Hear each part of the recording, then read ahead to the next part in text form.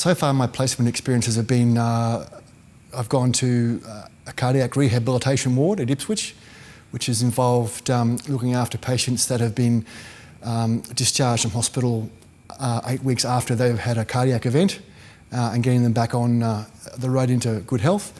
And the second experience I've had is working at a musculoskeletal rehabilitation place called Inspire Health at West End, which is dealing with people who have got chronic long-term musculoskeletal injuries.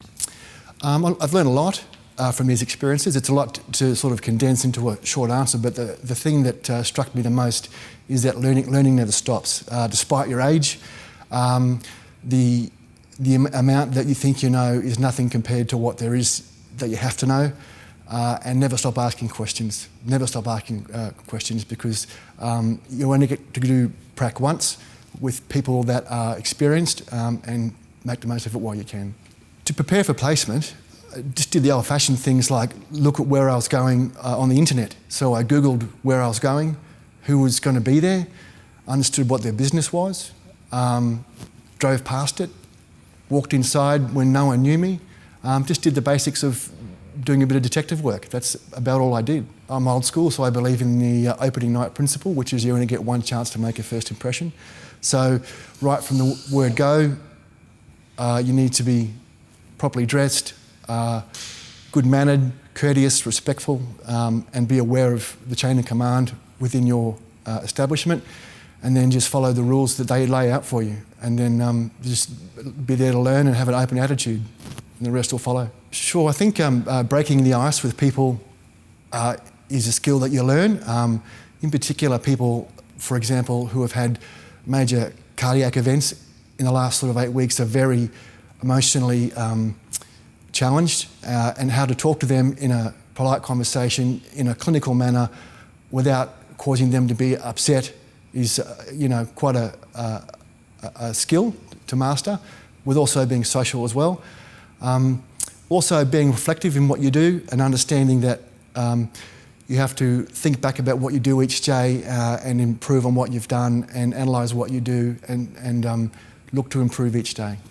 If you do well in a placement, it is quite common, or very common, that you will remain in the minds of your supervisors and your senior staff, and if they happen to have an opening, you'll be the first person that they call. So if you make a good impression, impressions last, and then rather than go to the market, they'll come and find you first.